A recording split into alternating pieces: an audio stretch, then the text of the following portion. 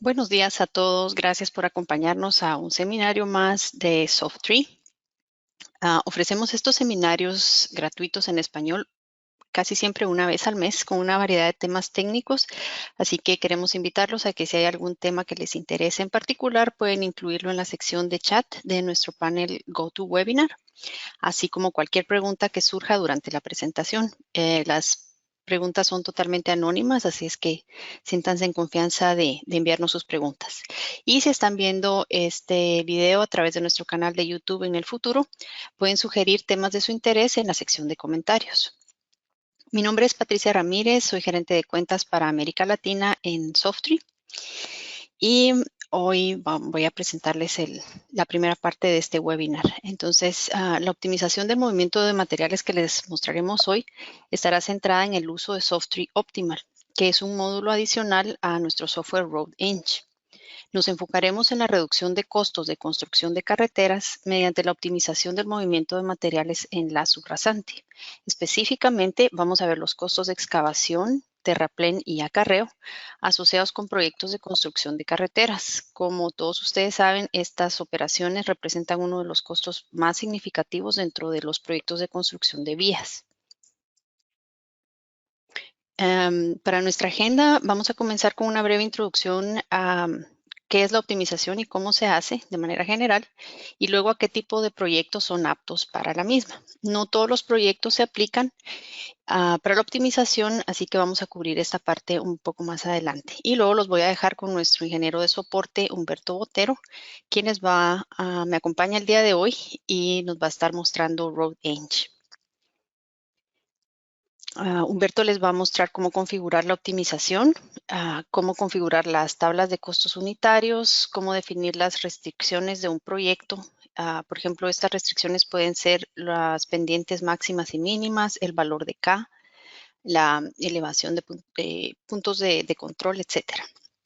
También nos va a mostrar cómo utilizar las iteraciones. Esto es especialmente importante para evitar pérdida de tiempo más adelante con verificaciones, que en este caso se vuelven innecesarias.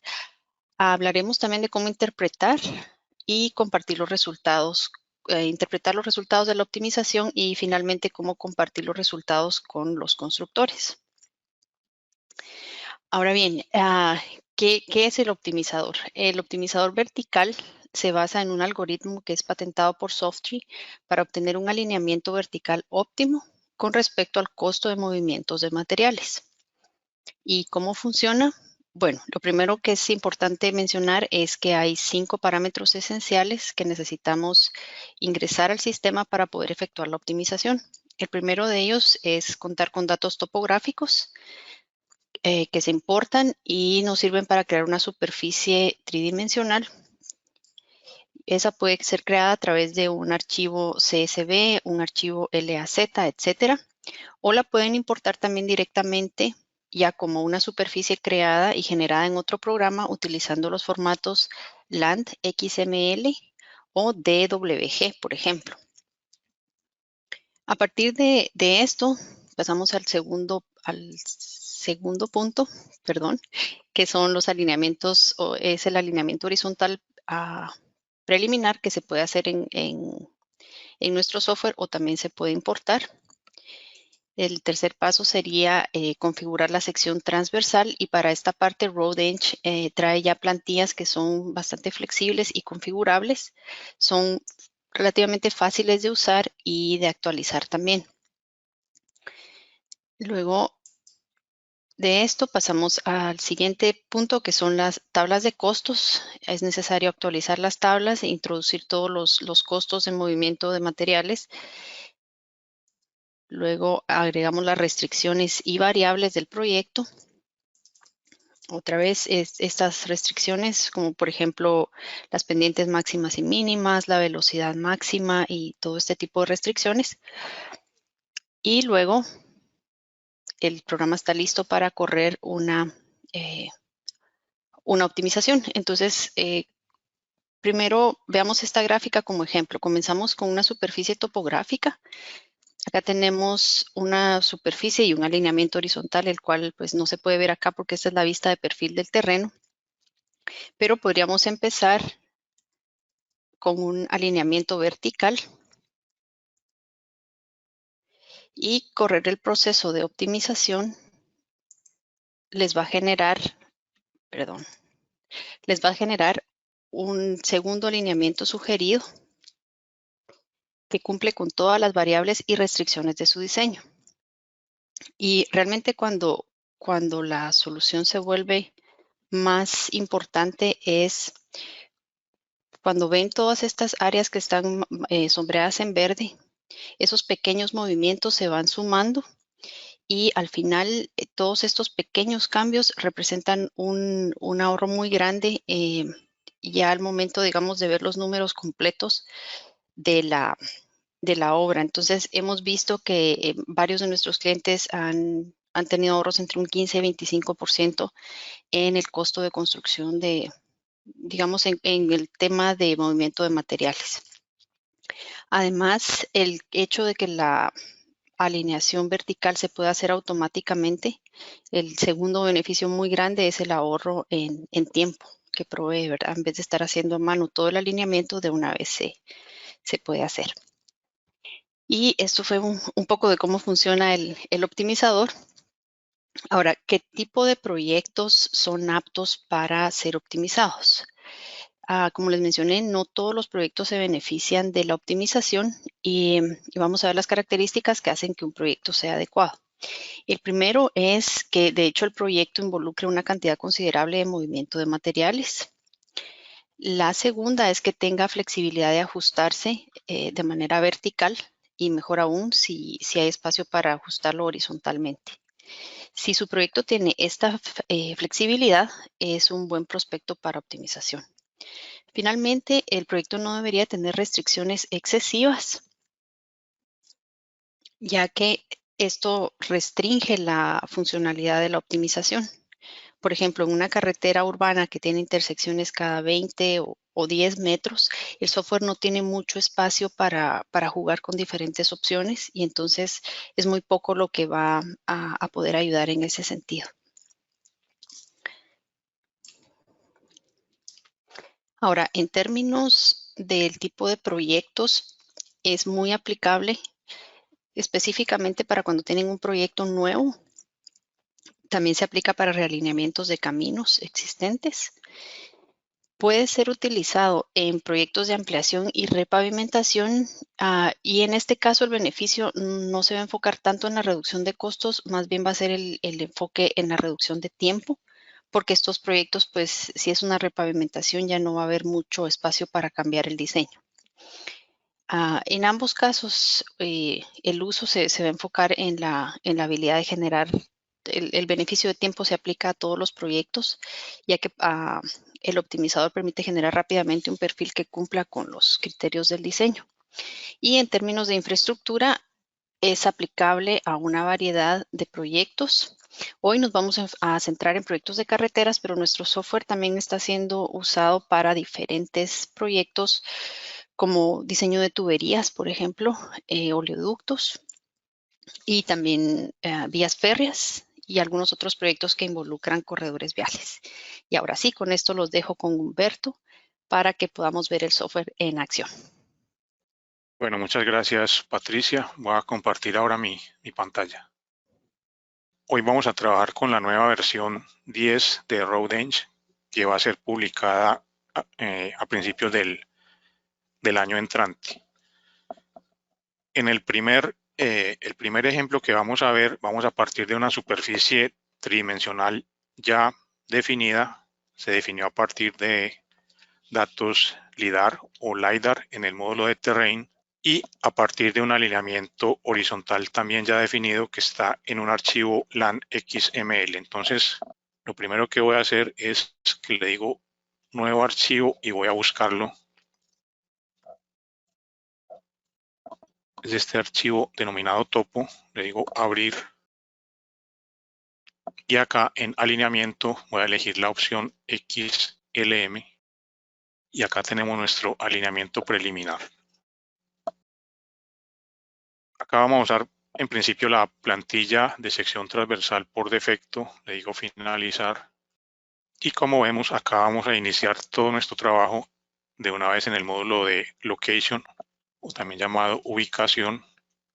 Acá puedo elegir una otra vista más apropiada. Acá puedo elegir el formato de pantalla. Estos formatos son totalmente configurables. Y voy a elegir uno que había creado previamente. Acá tenemos las vistas típicas del módulo de Location. Acá vemos el perfil longitudinal del terreno. Acá abajo vamos a tener la curva de movimiento de materiales. La voy a habilitar acá. Acá tenemos la sección transversal y acá vamos a tener una vista tridimensional.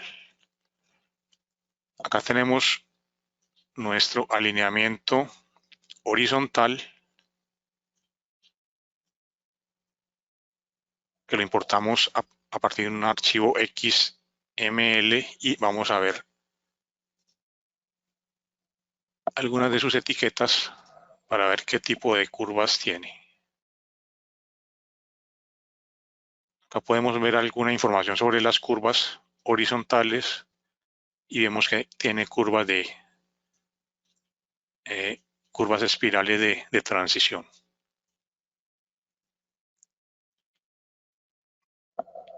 Bueno, con respecto a la sección transversal, acá tenemos la sección por defecto, que es una sección para vías de bajo volumen de tráfico.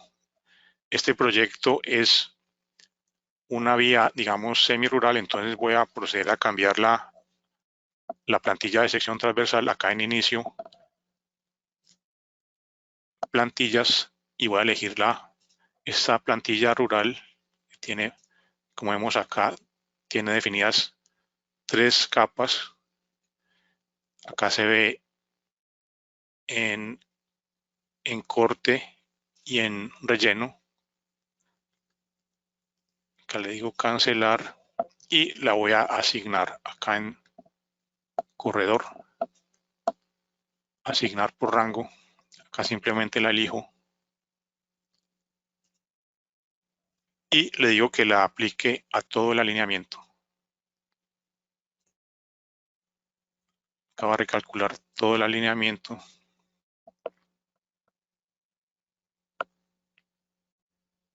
Y acá vemos que ya tenemos la plantilla rural aplicada.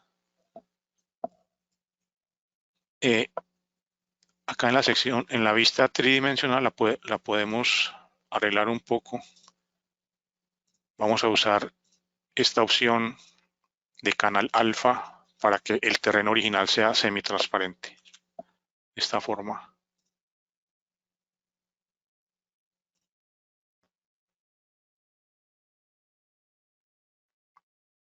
Acá está recalculando la superficie. Y acá tenemos nuestra vista tridimensional. Tenemos también acá los contornos, un límite de la propiedad. Y para mayor contexto voy a agregar una imagen de fondo. Estas imágenes se pueden descargar en el módulo de Terrain. Yo ya la descargué previamente y simplemente la voy a agregar al fondo.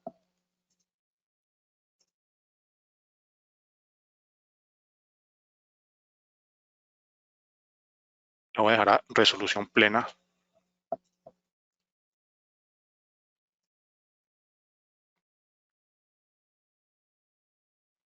Y acá tenemos la imagen de fondo para tener mejor contexto. Entonces acá vemos una vía existente, acá va a estar la intersección y acá vamos a definir un punto de control en el inicio de la nueva vía. Acá tenemos el perfil longitudinal del terreno, no tenemos ningún alineamiento vertical y lo que vamos a hacer es que vamos a ver dónde se configuran todos los estándares y restricciones del optimizador vertical para generar con él un alineamiento vertical. Y en el segundo ejemplo vamos a partir de un alineamiento generado manualmente y lo vamos a optimizar para comparar los costos. Entonces, si vamos acá a corredor, optimizador vertical y opciones verticales, podemos ver los parámetros estándares y restricciones del optimizador vertical. Entonces, estos son los parámetros más importantes. El primero es el número de muestras. Vamos a tomar muestras cada 20 metros. Esto es solamente para el optimizador, ya que las secciones transversales están definidas por defecto en la versión 10, si no estoy mal, cada 5 metros. La banda de control vertical es muy importante y está definida por defecto entre menos 10 y más 10 metros. Esto lo que quiere decir es que los puntos de intersección verticales van a tener una libertad de movimiento entre menos 10 y más 10 metros medidos a partir del centro de la banda vertical, que en este ejemplo va a ser simplemente el perfil longitudinal del terreno. Le digo aceptar y acá les voy a mostrar la banda en las restricciones. Acá se puede ver la banda vertical definida por estas líneas de color verde. Volvemos a las opciones y voy a configurar algunos de los estándares. El primero es que vamos a permitir que haya curvas contra curvas. Hablando de las curvas verticales, es posible también definir curvas de longitud variable y tangentes también de longitud variable. En este caso vamos a permitir que existan curvas contra curvas. Las pendientes máxima la vamos a definir entre menos el 6 y más 6%. Y el factor K para curvas cóncavas y convexas lo vamos a definir en 32.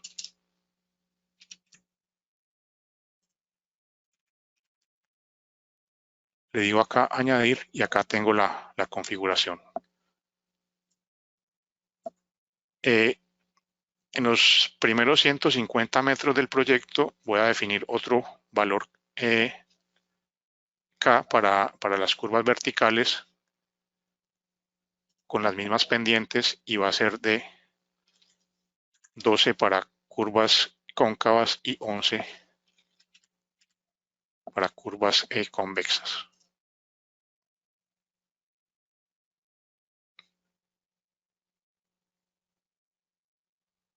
Voy a volver a definir el de 32 porque me faltó definir el rango de estaciones. Entonces acá lo tengo definido para todo el alineamiento con estos valores y si le quiero cambiar simplemente los factores K, le digo 12 y 11, pero acá le tengo que decir desde el inicio del alineamiento, que son estos dos puntos, hasta 150 metros.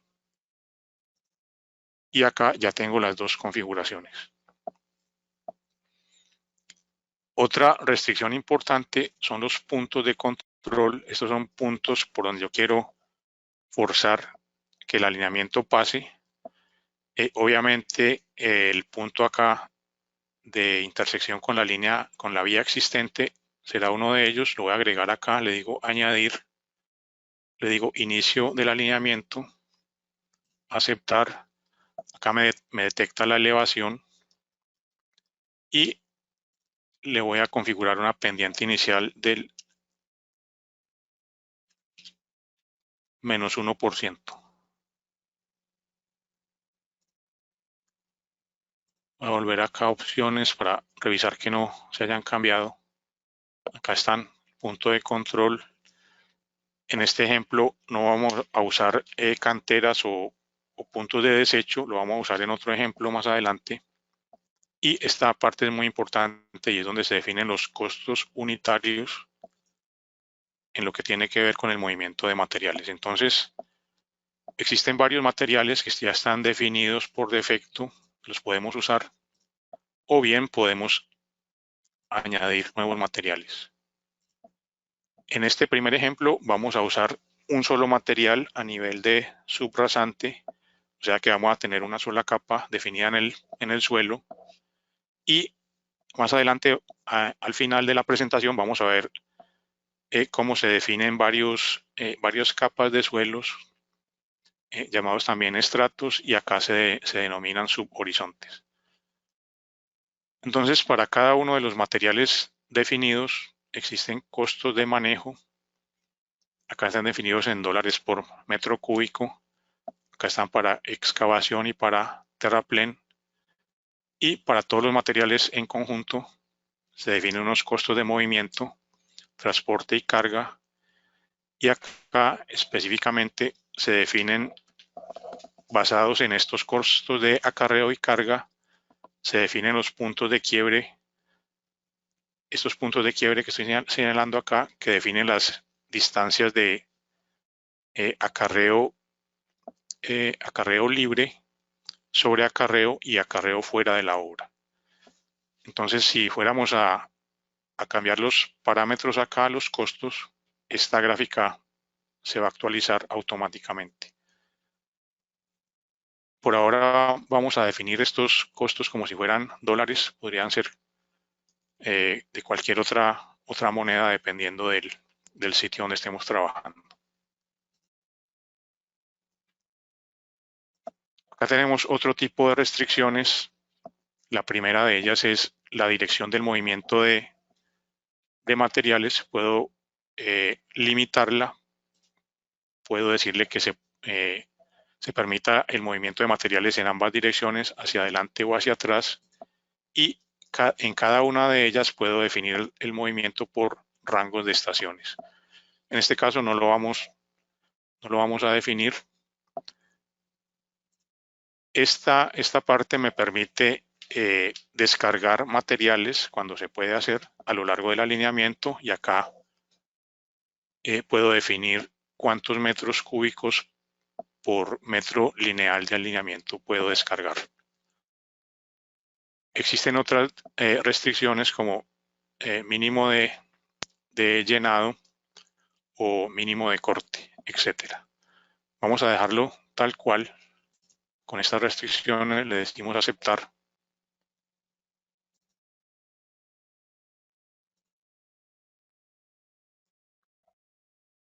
Y vamos a correr el optimizador vertical. Le digo procesar. Y acá va a analizar 11.000, aproximadamente 11.500 secciones transversales. Y lo que va a hacer es que va a generar un alineamiento vertical que cumpla con los estándares y restricciones que acabamos de configurar, y adicionalmente va a crear las curvas verticales. La ventaja del optimizador vertical es que garantiza el mínimo costo teniendo en cuenta el movimiento de materiales y habiendo encontrado un alineamiento vertical óptimo. Obviamente, el tiempo de cálculo depende del número de restricciones y de la complejidad de las restricciones. Es posible tener alineamientos que no sean factibles cuando las restricciones son muy fuertes. Eso lo vamos a ver cómo podemos verlo preliminarmente para ahorrar, tiempo, para no tener la necesidad de calcular o correr todo el optimizador en cada cambio que hagamos en el diseño. Acá me dice que la solución fue factible, encontró un alineamiento posible.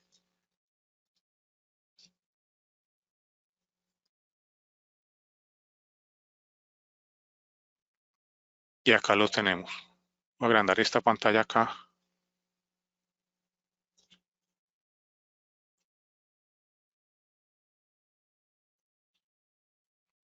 Acá tenemos el alineamiento vertical generado por el optimizador vertical.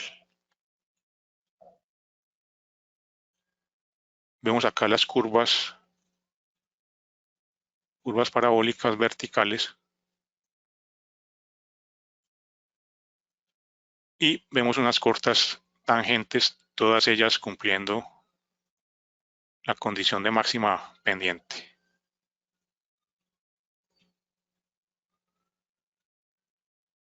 Otra de las ventajas del optimizador vertical es que balancea el diagrama de movimiento de materiales o diagrama de masas, como lo vemos acá.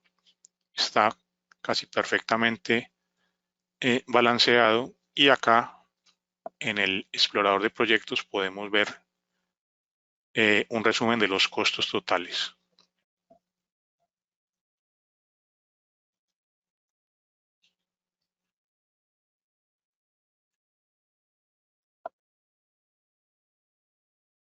Bueno, el siguiente paso es la comparación en sí con respecto a los costos o el ahorro en costos de un diseño manual con un diseño optimizado. Entonces, para esto, lo que voy a hacer es que voy a duplicar este alineamiento horizontal. Le digo nuevo, alineamiento horizontal, y simplemente lo voy a duplicar.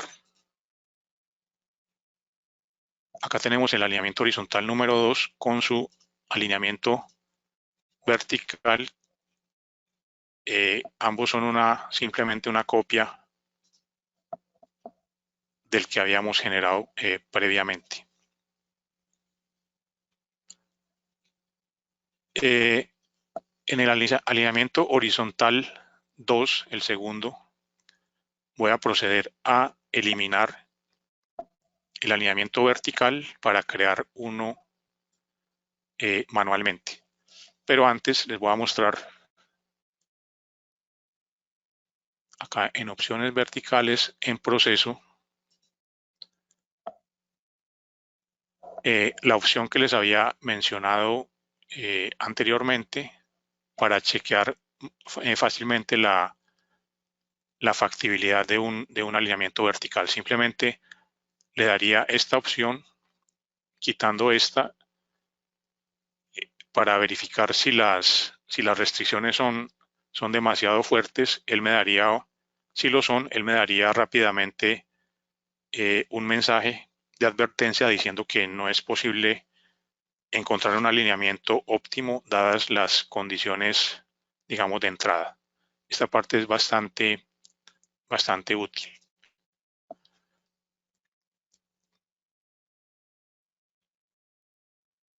Bueno, entonces ahora voy a proceder a eliminar este alineamiento vertical. Aquí le digo eliminar rango.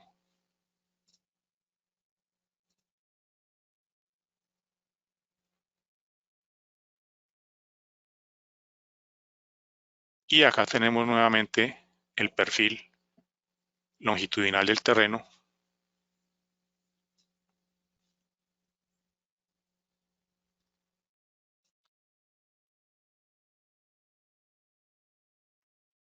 Y lo que voy a hacer ahora es que voy a cambiar las restricciones de entrada. Vamos a opciones verticales y voy a reducir la banda entre menos 3 metros y más 3 metros. Esto quiere decir que a los puntos de intersección verticales solo le voy a dar una libertad de movimiento de 3 metros medidos a partir del centro de la banda, que en este caso va a ser el perfil longitudinal del terreno. Y los estándares, voy a cambiar las pendientes. Voy a admitir una pendiente máxima del 4%, o sea, una restricción más alta. Le digo acá añadir a este tramo y lo mismo acá.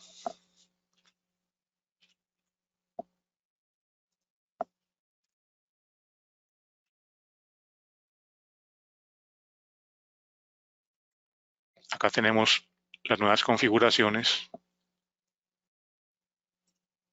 El punto de control va a ser el punto de intersección, va a ser el mismo, obviamente, con su pendiente inicial del menos 1%, y las demás restricciones no las hemos configurado por ahora. Le digo aceptar. Voy a verificarlas rápidamente. El espaciamiento sigue siendo el mismo. Las pendientes máximo 4%. Le digo aceptar y simplemente voy a crear un alineamiento vertical como lo hemos hecho en otras presentaciones de manera totalmente manual. De esta forma voy a agregar simplemente algunos puntos de intersección verticales y vamos viendo cómo se modifica dinámicamente el diagrama de masas.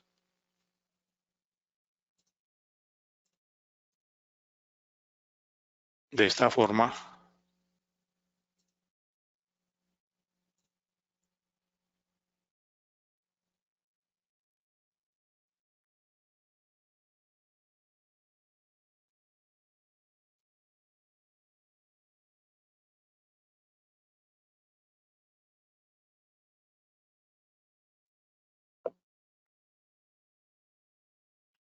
acá tenemos un alineamiento manual. Acá no es necesario o es opcional agregar las curvas verticales. En este caso no lo voy a hacer. Y lo que voy a hacer es, en este caso voy a duplicar es el alineamiento vertical. Nuevo alineamiento vertical. Lo voy a llamar optimizado. Vemos que tiene las mismas restricciones y parámetros.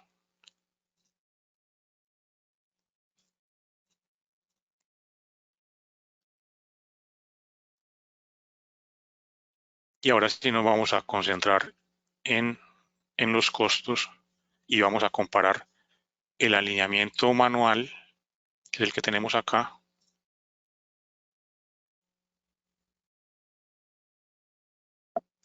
lo vamos a comparar con el alineamiento optimizado. Un detalle muy importante acá que se me olvidó es acá en opciones, es que el centro de la banda vertical ya no va a ser el terreno, sino que va a ser el alineamiento manual que acabo de crear. Esta parte es muy importante y me va a permitir que teniendo, digamos, restricciones más fuertes, como las tenemos acá, me va a permitir encontrar un alineamiento incluso más económico que el manual. Diciéndolo nuevamente, teniendo restricciones, digamos, más fuertes. Entonces le digo aquí aceptar. Y ya lo podemos procesar.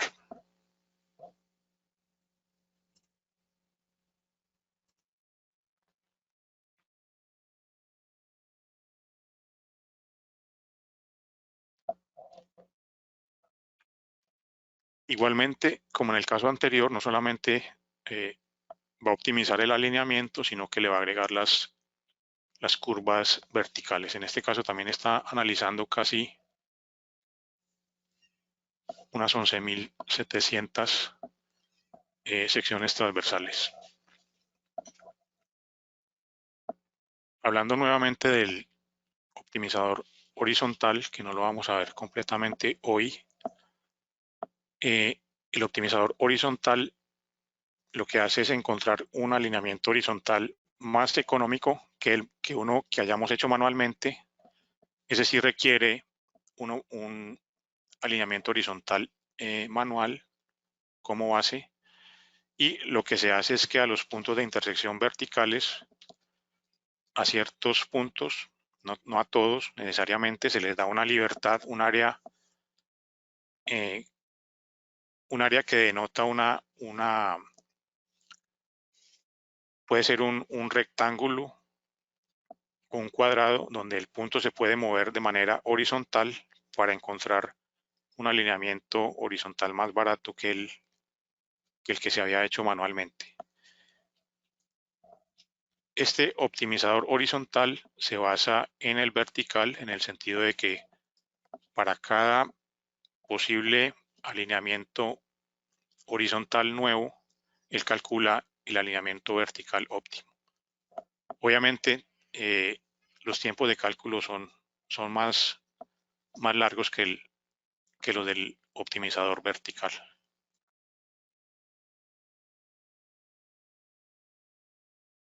Y acá me anuncia que pudo encontrar una solución factible. Le digo aceptar.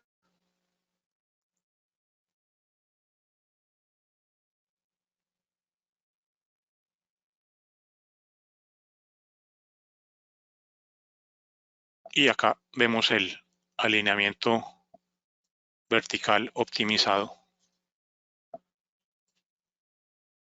con las curvas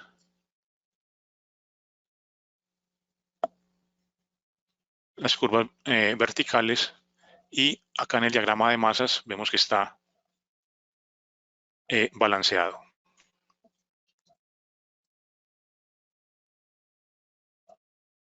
Vamos ahora a a comparar los costos. Acá está recalculando. Acá le digo explícitamente que recalcule. Y para el alineamiento manual me da un costo total de 608.000.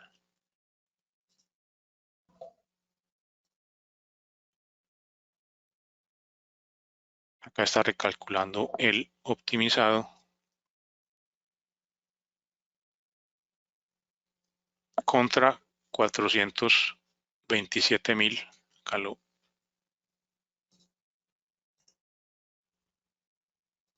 le voy a decir explícitamente que lo recalcule. 420 contra 427.000 del optimizado, a pesar de que tenía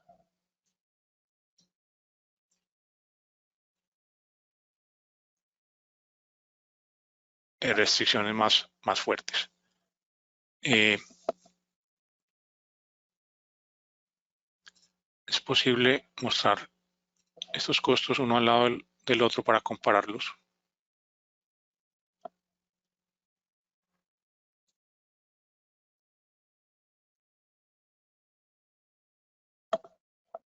A ver si me deja.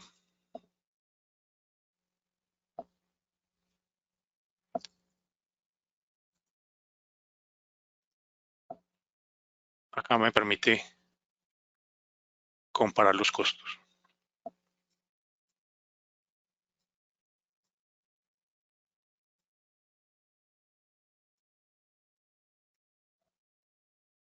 Aquí tenemos 608.000 contra 427.000. Y con la ventaja adicional de que me ha balanceado el diagrama de masas. Acá podemos comparar o agrandar esta pantalla.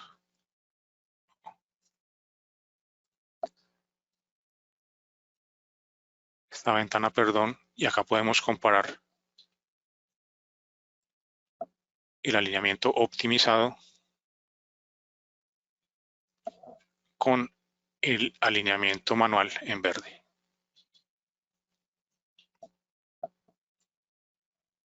Esta función del optimizador vertical es muy útil, ya que puedo cambiar un parámetro de diseño, correr el optimizador y ver qué efecto tiene en los costos totales.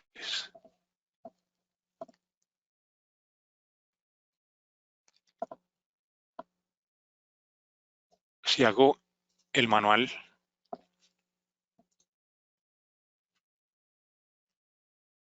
como actual, lo defino como actual, no les había mostrado que no estaba balanceado. Teníamos acá un déficit de materiales. Bueno, en estos ejemplos que hemos visto hasta ahora, como les dije en un principio, hemos considerado solamente una capa en el suelo de material. En el siguiente ejemplo les voy a mostrar cómo se trabajaría cuando tenemos información de múltiples capas o estratos, que acá en RoadEng se llaman subhorizontes.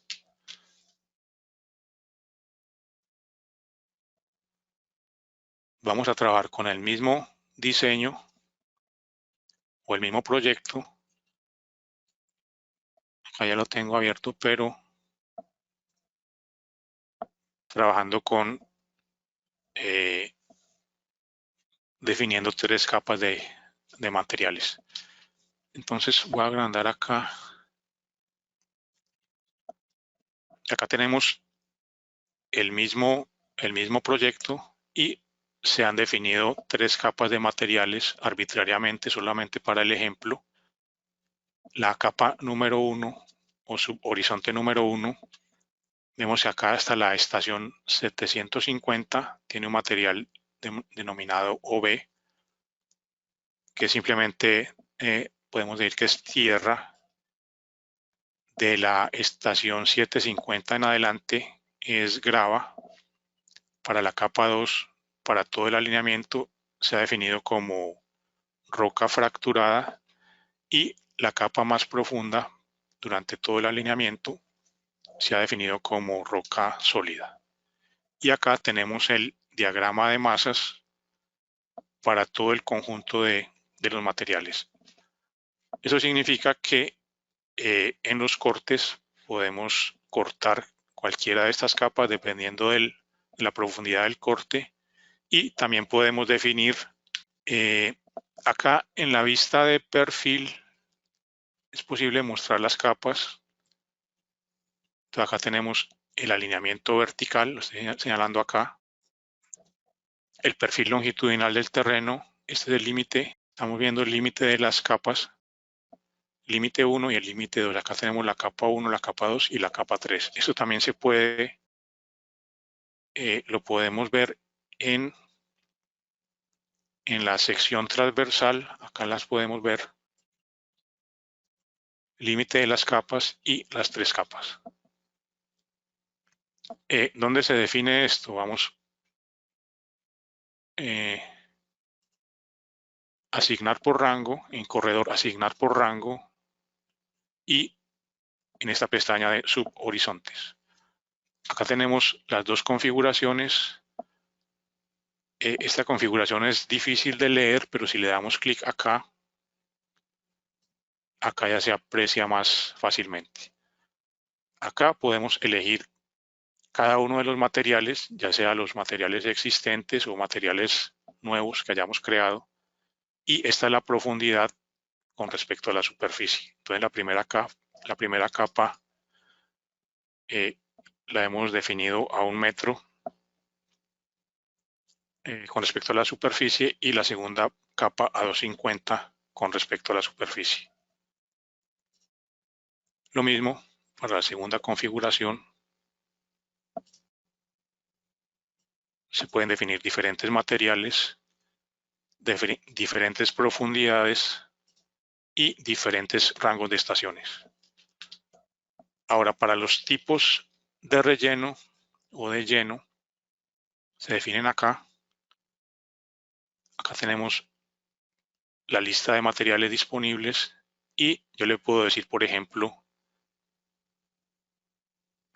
que roca fracturada se use para un rango determinado de estaciones, o le puedo decir que sea reemplazable de acuerdo a la calidad del material. Esto quiere decir, si esta opción está habilitada, quiere decir que ese relleno va a aceptar roca fracturada o materiales de calidad igual o superior a ella.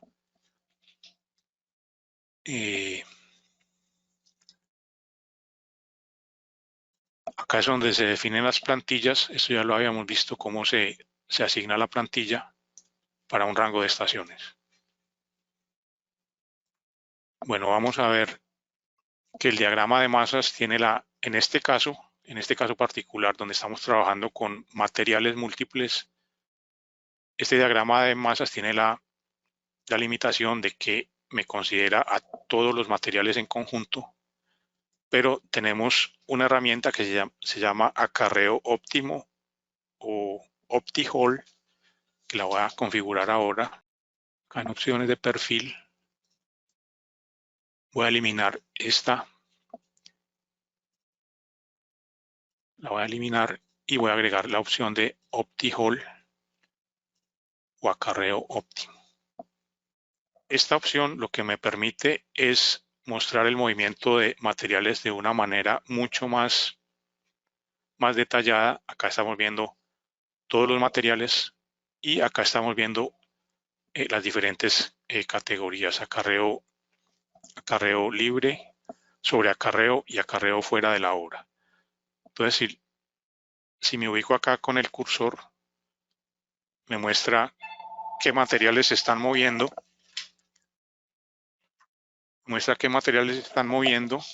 y la amplitud de esta banda es proporcional al volumen. Acá vemos que la amplitud es constante, quiere decir que en este tramo no se está descargando ningún material, pero aquí se empiezan a descargar los materiales. También me muestra las direcciones de los movimientos. Y tiene otra opción mucho más interesante acá en opciones de acarreo múltiple, y es que me permite ver cada uno de los materiales. Por ejemplo, grava, para el material de grava o gravilla, le digo aceptar y acá me muestra para cada categoría de movimiento cómo sería el movimiento de materiales.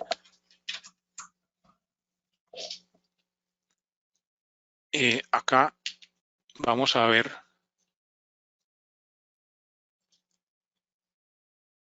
para que se vea más claro el efecto que tiene.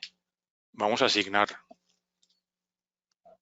acá en esta área que estoy señalando, va a ser un relleno o un lleno, como dicen en otras partes, y vamos a forzar a que sea llenado con roca fracturada. Entonces esto es más o menos entre las estaciones, a ver, 211 y 360. Entonces le digo asignar por rango, tipos de relleno, le digo roca fracturada y le digo entre las estaciones 211 y 360,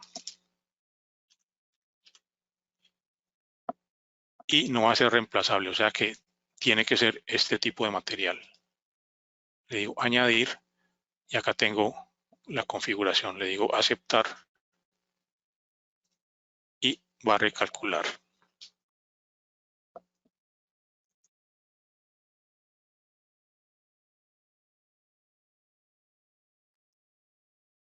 Aquí tiene que recalcular todos los movimientos de todos los materiales porque se varió la configuración de uno de ellos.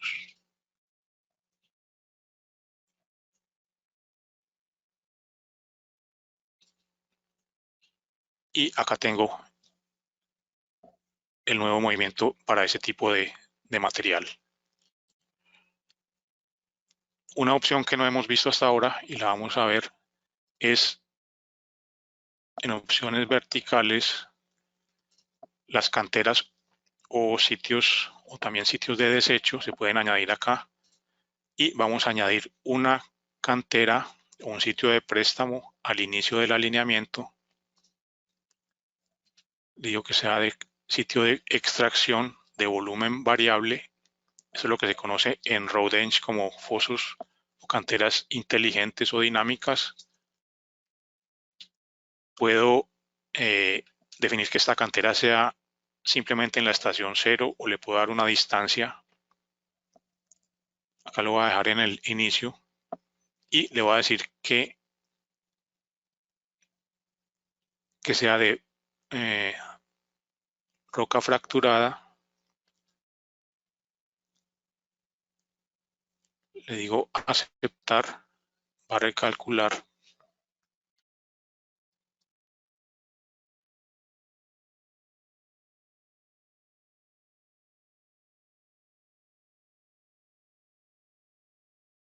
Y acá vamos a ver el efecto. Acá está viendo el material equivocado, pero acá lo podemos ver ahora.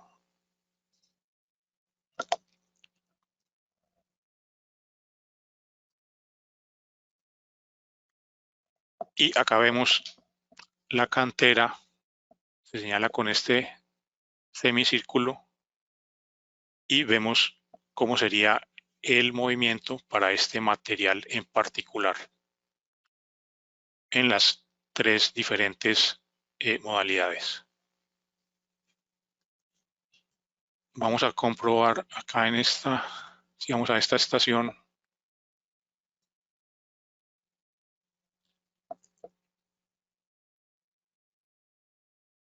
acá podríamos comprobar que este relleno, acá me lo muestra, es obviamente roca fracturada. Estamos acá en esta estación que corresponde a este relleno que habíamos definido previamente. Entonces, de esta forma, puedo tener control cuando tengo múltiples materiales de cada uno de ellos.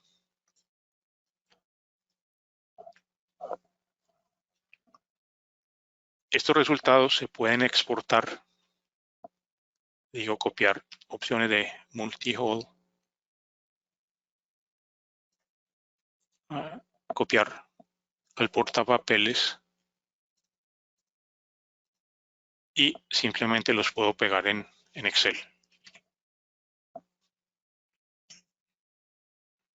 Y acá tengo un informe bastante detallado, resumen de costos, resumen de volúmenes totales, de canteras o sitios de desecho, resumen de movimiento detallado entre estaciones para cada uno, para cada tipo de materiales y discriminados por corte, relleno. Y al final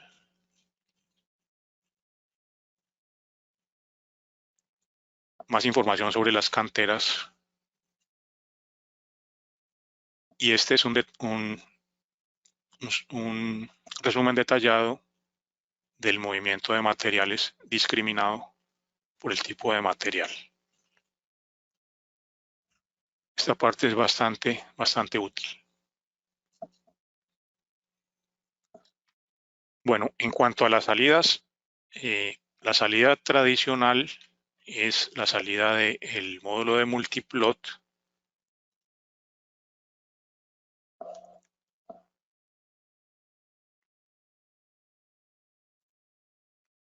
Como se muestra en todas las presentaciones, se puede hacer desde cero, agregando los elementos, rectángulos, leyendas, convenciones, etcétera, o puedo usar la librería en línea. Voy a elegir tamaño de papel y simplemente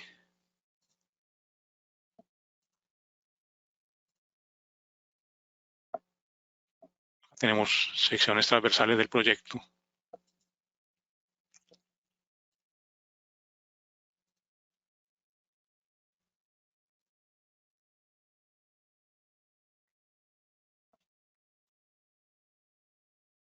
Y vista de planta y perfil. Existen otras formas de salida. Lo vemos acá en guardar como. Acá vemos todas las las opciones que tenemos. La más común es LAN XML, que es un formato estándar en la industria. Puede ser usado para máquinas que admiten control automático.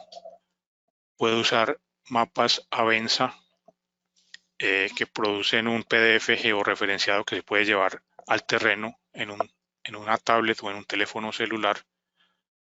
Archivos de texto o archivos separados por comas.